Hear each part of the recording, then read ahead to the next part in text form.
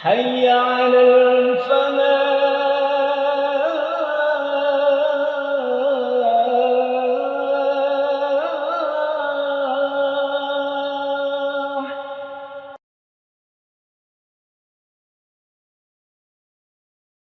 Assalamualaikum warahmatullahi wabarakatuh.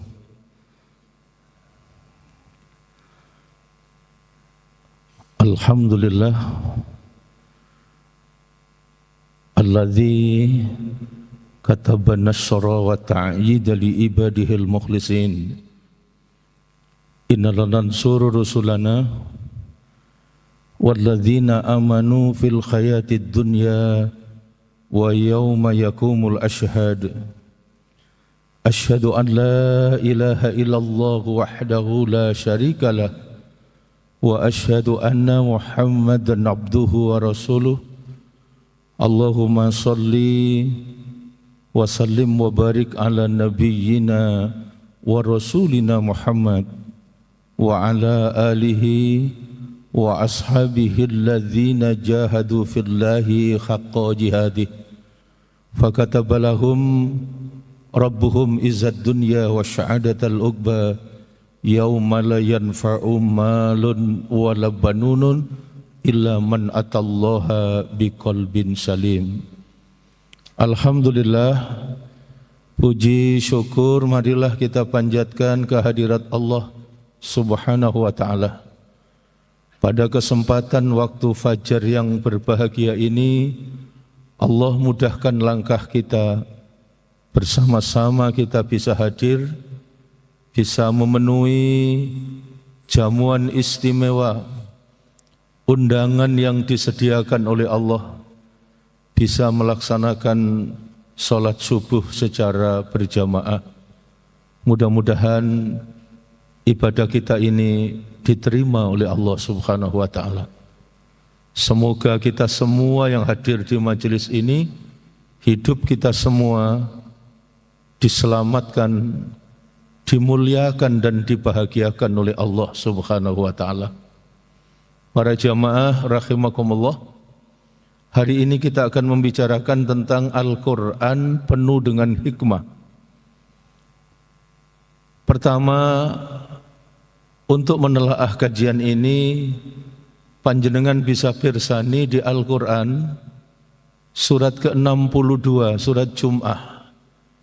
Di ayat yang kedua, Allah berfirman, A'udzubillahi minasyaitonirrajim, Huwallazi ba'asa fil ummiyina rasulam minhum yatslu alaihim ayatihi wa yuzakkihim. Jadi di antaranya diutusnya Nabi Muhammad, penutup para nabi dan rasul. Tugas mulia beliau adalah menyampaikan, mengajarkan kepada kita umatnya Al-Quran. Menyampaikan dan mengajarkan kepada kita umatnya ayat-ayat Allah. Yatslu alaihim ayati, yang dengan ayat-ayat Allah itu membawa dan menyelamatkan umat ini dari jalan kehinaan dan tetap merawat dan menjaga hidup dalam kemuliaan. Karena itu tugas beliau yang kedua adalah wa yuzakkihim, menyelamatkan dengan cara membersihkan jiwa-jiwa umatnya. Dengan apa? Dengan ayat-ayatnya Allah, dengan Al-Quran. Menyelamatkan dari jalan kehinaan dan tetap merawat dan menjaga hidup dalam kemuliaan. Panjenengan bisa pirsani di Quran surat ke-91, surat Asy-Syam, ayat 7, ayat 8, ayat 9, ayat 10, Allah mengingatkan tentang orang-orang yang mendapatkan keberuntungan dan kebahagiaan, serta orang-orang yang mendapatkan kegagalan dalam hidup dan kehidupan, jatuh ke dalam kehinaan. Di ayat 7 itu Allah ingatkan wa nafsi wa ma sawwaha fa alhamaha fujuraha wa taqwaha qad aflaha man zakkaha wa qad khaba man dassaha.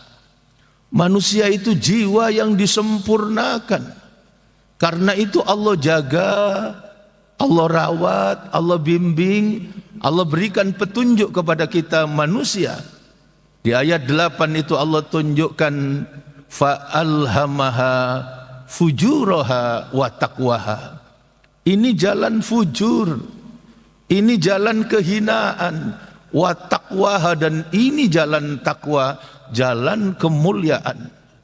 Jalan takwa, taqwallah ayyuta'ah, taqwallah wa yuskara fala yukfar, taqwallah wa yudkara fala yunsa. Jalan takwa itu, jalan kemuliaan itu, jalannya orang yang hidup dengan penuh ketaatan kepada Allah. Jalan takwa itu, jalannya orang yang hidup dengan penuh rasa syukur kepada Allah. Jalan takwa itu, jalannya orang yang dalam hidupnya selalu ingat kepada Allah.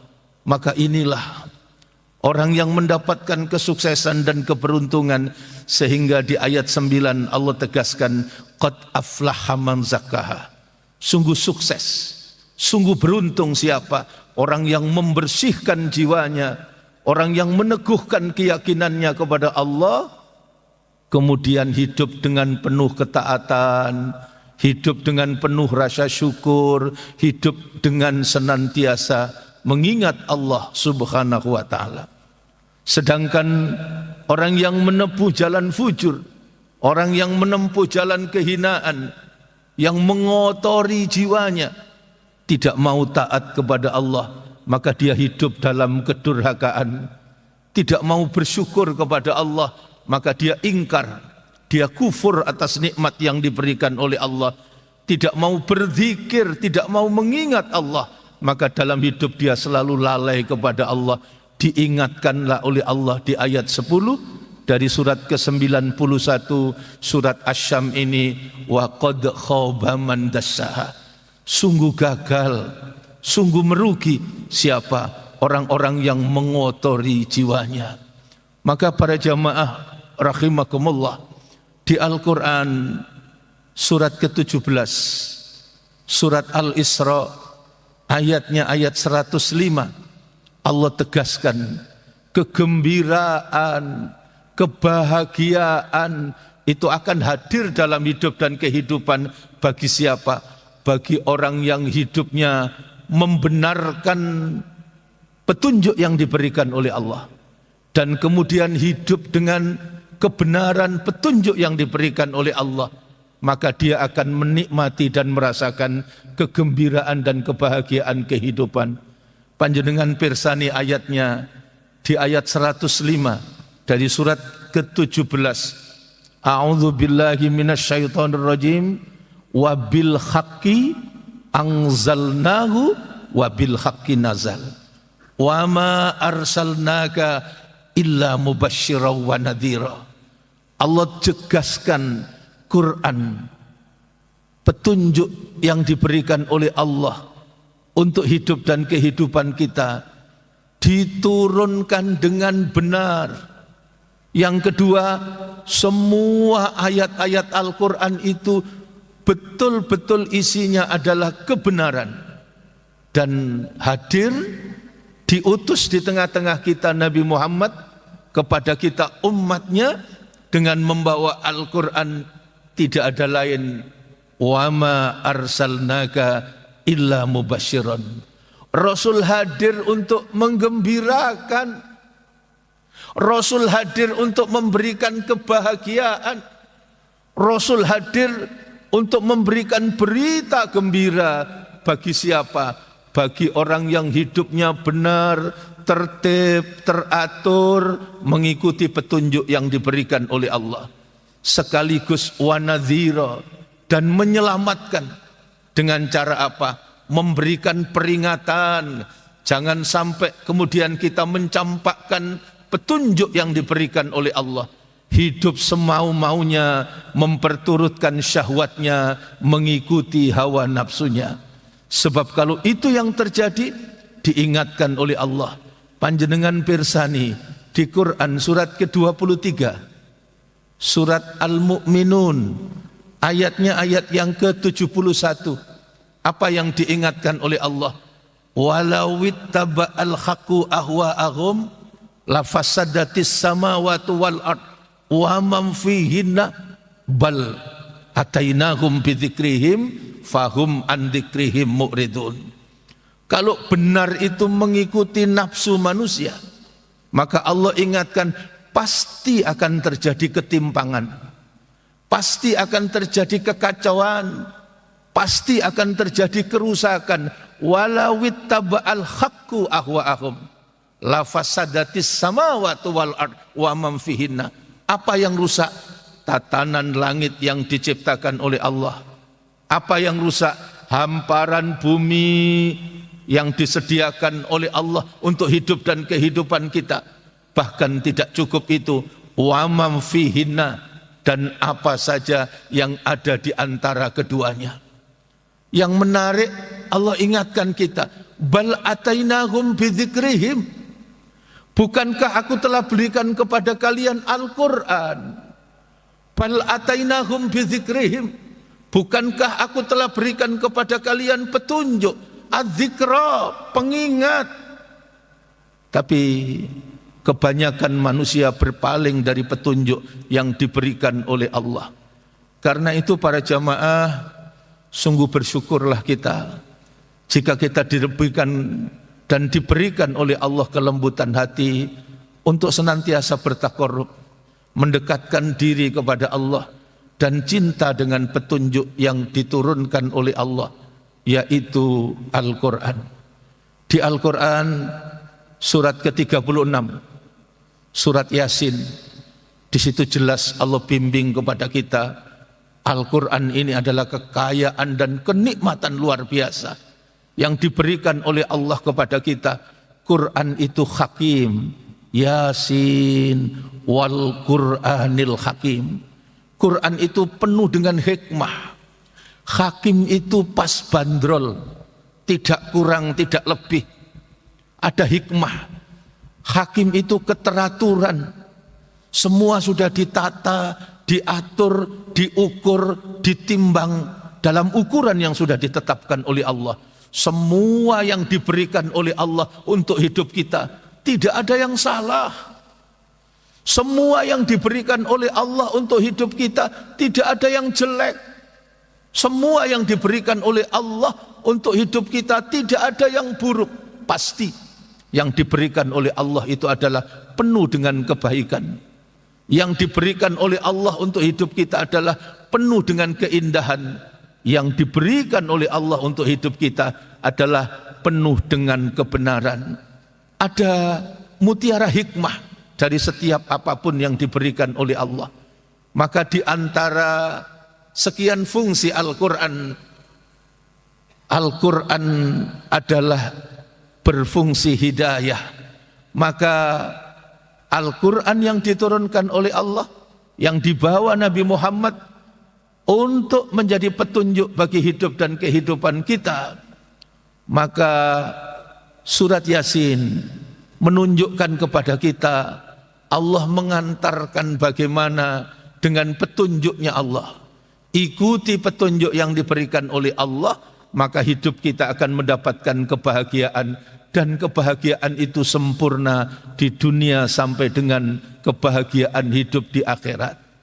Di surat Yasin itu juga ditunjukkan oleh Allah sepenggal kisah, episode dari penduduk sebuah negeri sebelum Nabi Muhammad, untuk kita jadikan pelajaran dan hikmah supaya betul-betul hidup kita tertata, tertib dan teratur mengikuti petunjuk yang diberikan oleh Allah, sehingga kita mendapatkan dan merasakan kegembiraan dan kebahagiaan sempurna itu. Panjenengan pirsani di Quran surat ke-36 ayat 13, ayat 14, wadrib lahum masalan ashabal qaryah idja'ahal mursalun idh arsalna ilaihi musnaini fakadzabuhuma fa'azzazna bisalisim faqalu inna ilaikum mursalun. Allah memberikan perumpamaan, memberikan contoh fakta dalam kehidupan umat sebelum Nabi Muhammad. Sebuah kaum penduduk negeri yang hidupnya kacau, yang hidupnya timpang. Karena penduduk negeri ini keras kepala, tidak mau menerima petunjuk yang diberikan oleh Allah, hidup memperturutkan syahwatnya. Maka Allah selamatkan. Tadi diutus 2 utusan supaya mereka bertaubat, supaya mereka kembali ke jalan yang benar, mengikuti petunjuk yang diberikan oleh Allah. Tapi apa yang terjadi? Sambutan dari penduduk negeri ini terhadap 2 utusan Allah yang kemudian ditambah dengan 1 utusan, tidak main-main Pak, 3 utusan. Tapi sambutan mereka apa? Segera angkat kaki dari negeri kami, tinggalkan kami di tempat ini, jangan pernah menginjakkan kaki di negeri kami, sebab kekacauan-kekacauan yang terjadi ini disebabkan karena kehadiran kalian. Maka kalau kalian tidak segera angkat kaki, kalian akan aku siksa, kalian akan aku rajam, kalian akan mendapatkan siksaan yang tidak pernah dirasakan oleh siapapun. Begitu Pak, kasar dan kerasnya penduduk negeri ini. Kemudian para utusan itu menimpali, kenapa segala kekacauan itu engkau alamatkan kepada kami?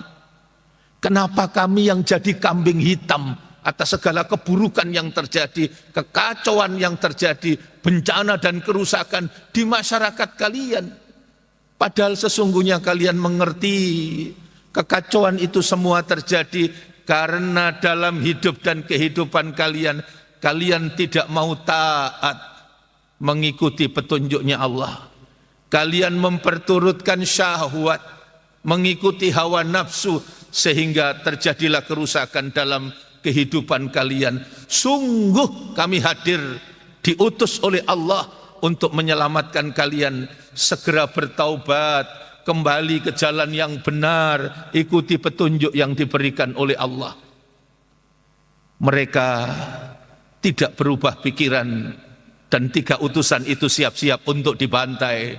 Maka panjenengan ikuti surat Yasin ayat 20 sampai dengan ayat 28. Apa yang ditunjukkan oleh Allah di situ? Di ayat 20 itu, waja'a min aqsal madinati rajulu yas'a qala ya qaumi ittabi'ul mursalin ittabi'u man la yas'alukum ajrawahum muhtadun. Lari tergopo-gopo Pak, dari sudut kota seorang laki-laki. Dalam beberapa riwayat tafsir, laki-laki ini namanya Sirin An-Najr. Sirin An-Najr ini kembali ke kampungnya, kembali ke negerinya dengan tergesa-gesa. Kenapa tergesa-gesa? Takut terlambat, sebab dia mengerti betul bagaimana model dan gaya penduduk di negerinya, yang keras kepala, yang sulit untuk menerima nasihat. Padahal bencana yang paling besar adalah ketika dalam masyarakat itu tidak mau dinasehati. Bencana yang paling besar dalam masyarakat itu ketika masyarakat itu tidak mau menasehati. Ad-dinu nasihah. Agama itu adalah nasihat. Maka tergopoh-gopohnya Sirin An-Najr, begitu sampai datang di kampungnya, dia katakan, apa yang dikatakan Sirin An-Najr? Ittabi'u man la yas'alukum ajrawahum muhtadun. Ikutlah para utusan itu saudaraku. Dengarkan apa yang menjadi kata mereka. Tinggalkan segala kebiasaan buruk kita. Bertaubatlah, ikuti petunjuk yang diberikan oleh Allah. Ittabi'u man la yas'alukum ajra wa hum muhtadun. Kenapa harus kalian ikut? Sebab lihat, saksikan, mereka adalah ajron. Napa ajron? Tidak minta imbalan. Apa yang dirampas dari kalian, apa yang diambil dari kalian, tidak ada kan? Mereka betul-betul datang diutus oleh Allah untuk menyelamatkan kalian. Ajran. Yang kedua, ikuti. Kenapa kita harus ikut para utusan Allah itu? Sebab yang kedua adalah muhtadun. Mereka orang-orang yang mendapatkan petunjuk. Tapi lagi-lagi para jamaah rahimakumullah, sikap keras kepala itu mereka tetap melanjutkan di surat Yasin itu. 3 utusan itu dibantai, Pak. Mereka menjadi syahid. Juga Sirin An-Najr dibantai oleh penduduk negeri itu. Mereka semua menjadi syahid. Dan di surat Yasin itu Allah tunjukkan penduduk negeri yang durhaka ini kemudian dibinasakan oleh Allah. Bahkan Allah memberikan contoh yang dahsyat. Cara membinasakannya tidak dengan pasukan yang besar, tidak diturunkannya tentara Allah, tidak dihadirkan tsunami dan bencana-bencana besar. Cukup dengan 1 kali teriakan kecil, mereka semua binasa. Inilah yang menjadi pelajaran berharga, bahwa nikmat dan kekayaan besar itu adalah petunjuknya Allah. Dan mari kita hidup tertib, teratur, mengikuti petunjuk yang diberikan oleh Allah, sehingga dalam hidup kita bisa menikmati dan merasakan kebahagiaan sempurna dalam kehidupan. Maka dilanjutkan di surat Yasin itu ayat 38, ayat 39, contoh langsung yang diberikan oleh Allah bahwa betapa kecilnya kita manusia.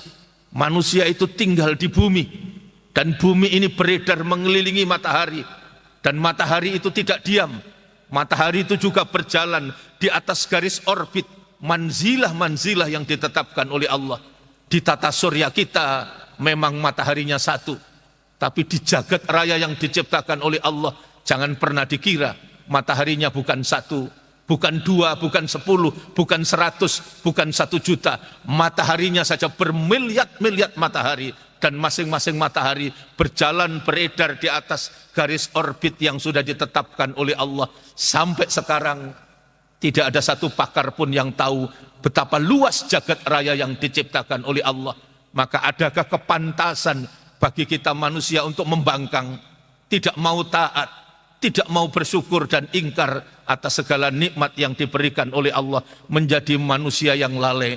Dan itu ditunjukkan oleh Allah di ayat 38, ayat 39 dari surat Yasin itu, wasyamsu tajril limustaqarril laha dzalika taqdirul azizil alim wal qamara qaddarnahu manazila hatta adakal urjunil qadim. Begitulah Allah bimbing kita. Betapa ketaatan, kepatuhan kepada Allah, nilai dan harganya tidak sebanding jika hanya bandingkan dengan betapa kenikmatan dan kekayaan dunia. Sampai-sampai di Al-Quran, 2 dunia sekalipun tidak sebanding dengan betapa mahal dan berharganya ketaatan dan kepatuhan kepada Allah. 2 dunia sekalipun tidak sebanding dengan betapa mahal dan berharganya rukuk dan sujud, tunduk dan patuh kita kepada Allah. Panjenengan pirsani di Quran surat ke-13, surat Ar-Ra'du, ayatnya ayat yang ke-18. Di ayat 18 itu Allah tegaskan, lilladzina stajabu lirabbihimul husna walladzina lam yastajibu lahu law anna lahum ma fil ardi jami'a wa mislahu ma'ahu laftadau bih ulaika lahum syu'ul hisab wa ma'wahum jahannam. Masya Allah. Di ayat ini Allah betul-betul tegaskan kekayaan berharga bagi orang yang hidup mulia dengan penuh ketaatan dan kepatuhan kepada Allah, dicatat menjadi orang yang betul-betul mendapatkan kebaikan sempurna yang di situ disebut dengan husna. lilladzina stajabu lirabbihimul husna. Adapun orang yang hidup taat, tunduk dan patuh kepada Allah, dialah orang yang husna. Bagaimana nilai berharganya kebaikan husna? Dijelaskan di lanjutan ayat itu, walladzina lam yastajibu lahu. Sedangkan orang-orang yang tidak mau taat kepada Allah, lau anna lahum ma fil ardi jami'a, sekalipun dia kaya raya, seluruh dunia dia kuasai, kalau tidak cukup, wa mislahu ma'ahu, aku tambah lagi dengan satu dunia, tapi dia tidak taat kepada Allah, ulaika lahum su'ul hisab, mereka adalah orang yang merugi, orang yang bangkrut. Wa ma'wahum jahannam, dan tempat kembalinya adalah neraka jahannam, dan itu adalah seburuk-buruk tempat kembali. Mudah-mudahan umur kita ini barokah. Allah Subhanahu wa taala memberikan payung rahmat untuk hidup dan kehidupan kita, sehingga kesempatan umur yang diberikan oleh Allah betul-betul membawa kegembiraan dan kebahagiaan sempurna. Semua yang kita lakukan ini dicatat sebagai amal soleh yang diridhoi oleh Allah Subhanahu wa taala. Kita digelomkan, diwafatkan oleh Allah dalam kondisi husnul khatimah, dan dicatat dan dikelompokkan jadi golongan ashabul jannah. Maka sebagai penutup dari apa yang saya sampaikan, panjenengan bisa buka melanjutkan di surat Yasin ayat 55, ayat 56, ayat 57 dan ayat 58. Di situ ditunjukkan itulah kehidupan sesungguhnya kita. Impian dan dambaan setiap orang, kegembiraan dan kebahagiaan, kalimat itu dipilihkan oleh Allah sederhana, tapi memang sungguh kenikmatan dan kebahagiaan hidup yang disediakan oleh Allah di akhirat sulit hanya diungkapkan dengan kata-kata, karena itu hanya bisa dirasakan. Maka di kalimat itu Allah tunjukkan, inna ashabal jannatil yauma fi sughulim fakihun hum wa azwajuhum fi dhilalin alal araiki muttaqiun lahum fiha fakihatu wa lahum ma yad'un salamun qaulam mir rabbir rahim.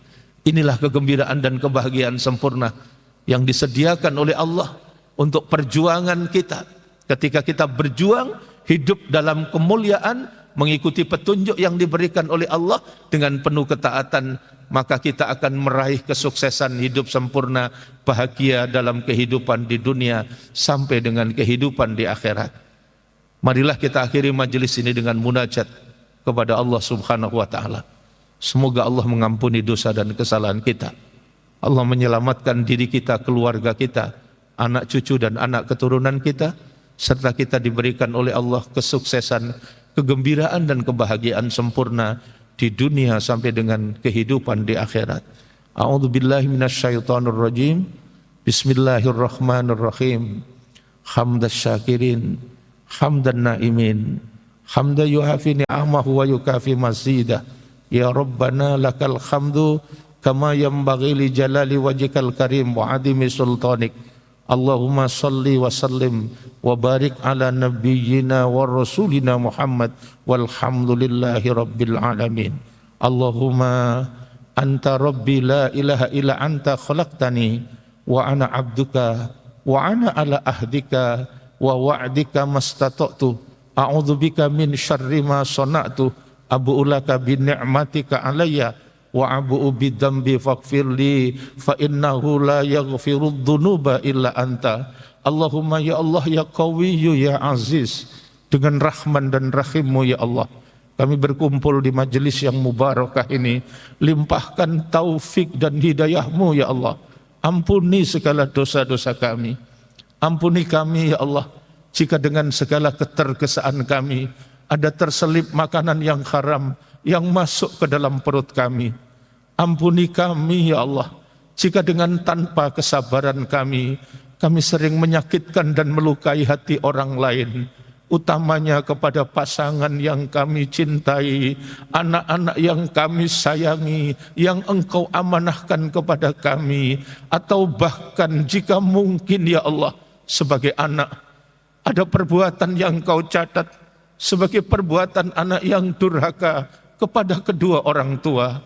Kami takut dan mohon perlindungan kepada Engkau ya Allah dari umur yang tidak barokah, dari ilmu yang tidak bermanfaat, dari keluarga yang tidak sakinah, dari anak-anak yang tidak soleh dan solihah. Kami pun takut dan mohon perlindungan kepada Engkau ya Allah dari doa demi doa yang kami panjatkan yang ternyata tidak lagi Engkau dengarkan.